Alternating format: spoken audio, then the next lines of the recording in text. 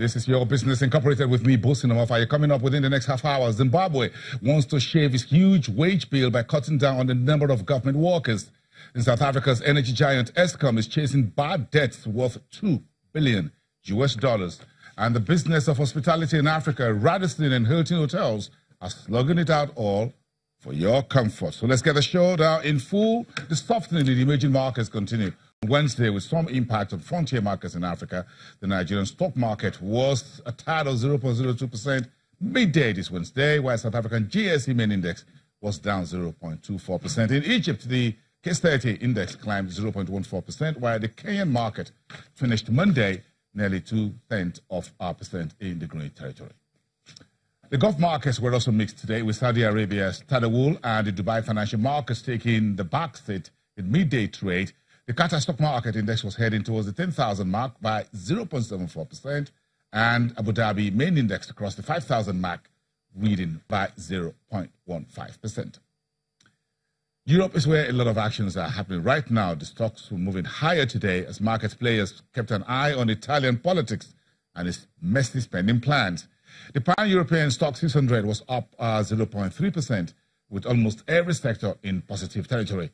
In Italy, the FTSE MIB, or the main index, jumped 1.2% in early deals, erasing some of its earlier losses in the week. Meantime, Brexit continues to dominate investor sentiments. The UK Prime Minister Theresa May is due to speak later today during her party's conference in Birmingham. Let's check with the Asian markets, where mostly lower on Wednesday. In Hong Kong, the Hang Seng Index was a partial recovery from its earlier losses, but remained lower by around 0.2%. In Australia, the ASX 200 was higher by 0.32%. The Nikkei 225 slipped 0.66%, and the Topix Index fell by 1.17%. Markets in China and South Korea are still closed for a public holiday. Okay, let's move on to the continent. Let's come back home, where Zimbabwe's cabinet has agreed to cut government jobs as part of a program to stabilize the country's economy after nearly 2 decades of mismanagement under former President Robert Mugabe. The new measures will help the Finance Minister Mthuli Ncube reduce the state wage bill, which the International Monetary Fund says it consumes about 90% of the government revenue.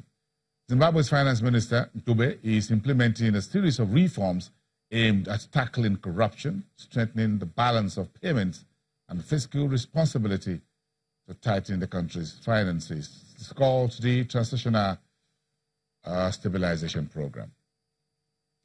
Let's breathe it in South Africa, where the construction firm called Group 5 will be slashing more jobs as well as the company looks to trim its loss-making divisions. Citing an industry-wide fall in its home market, Group 5 says it's going through a restructuring program in which multiple non-profitable businesses in its local construction unit will be dropped, while 602 permanent staff laid off in the 2018 financial year. The company's chief executive, Themba Musai, explained that the company is shedding more jobs in its money-losing engineering, procure, and construction division, which almost lost 175 employees last month. The CEO added that the downsized local construction business was on the right path to return to profit, but that will be in the 2019 financial year. Okay, so let's talk about some business of farming. Let's go downtown to West Pokot in northern Kenya, where farmers are trying to revive the country's textile industry through sheep wool production. Once a year, these farmers gather in West Pokot County in Kenya's Rift Valley region to have their flocks shorn. The sheep rearers are members of the Murini Farmers Cooperative that wants to promote wool trade in the region. The animals have their fleeces trimmed at an open space over the September dry season. Unlike natural plant fibers, wool takes time to grow. The farmers group was formed in 1985 but faced difficulties marketing its wool after Kenya's textile plants closed in the early 90s. Factories face stiff competition from cheap imports, including textile and second-hand clothing. The country is now building up its textile sector with a focus on exports. The farmers now have new buyers for their wool. Most of the fleece obtained is sold to a local factory, while the rest to small textile businesses. The cooperative has 700 members who keep the merino breed, which is known for its quality wool. Every year, we get over 1,000 tons of wool that we sell to Ruba factory. This is the business we're able to run, and it has helped us in many ways.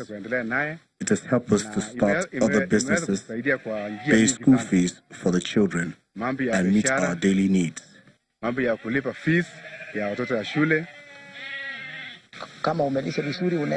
take care of your sheep well, a male sheep can give you 10 kilos of wool, and a female one about 8 kilos, and that is a lot of money, because 1 kilo can earn you about $3 US.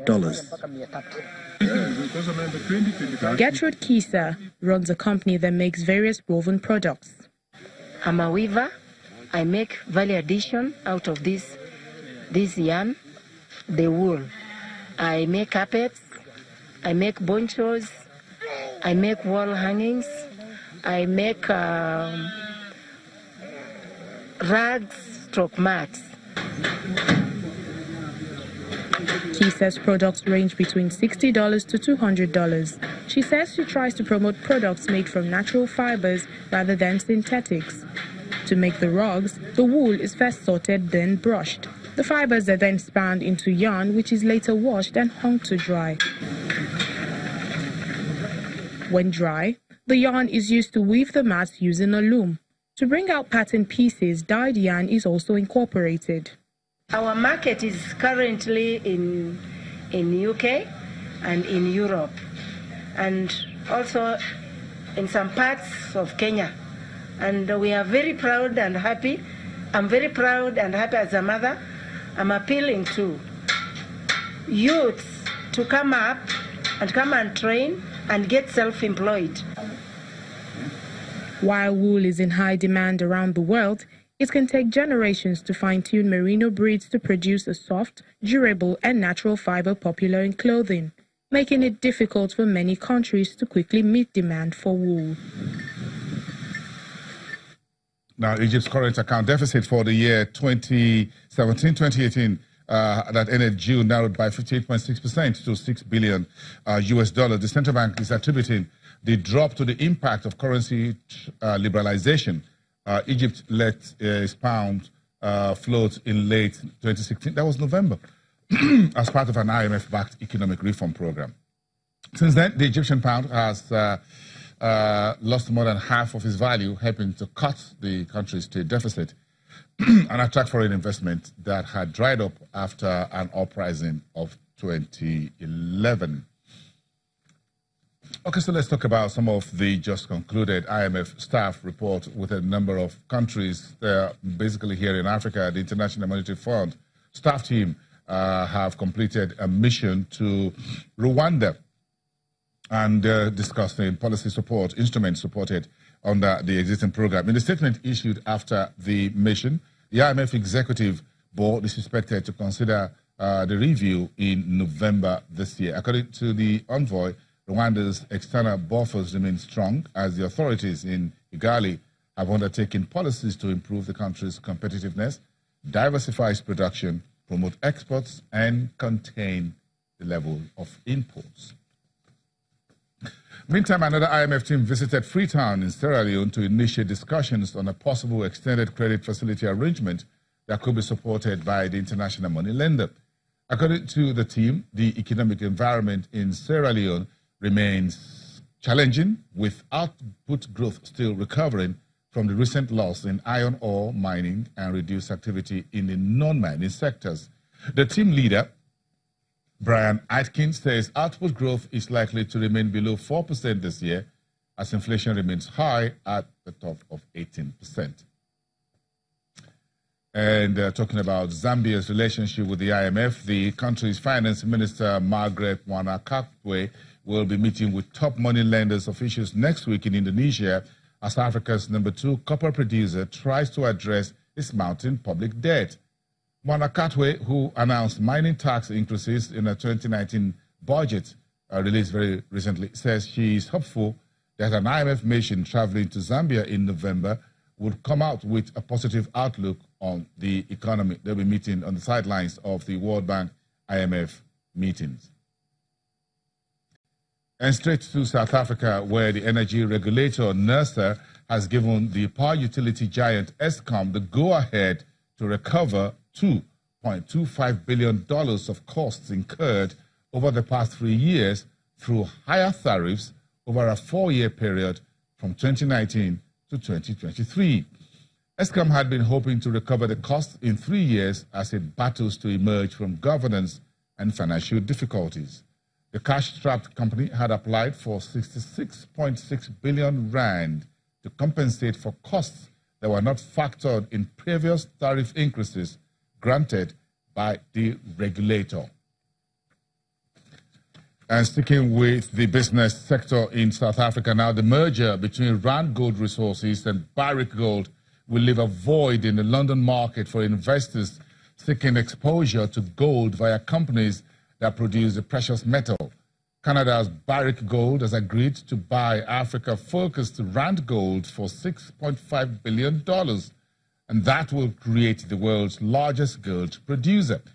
It intends to list its shares in a new enlarged company in New York and Toronto.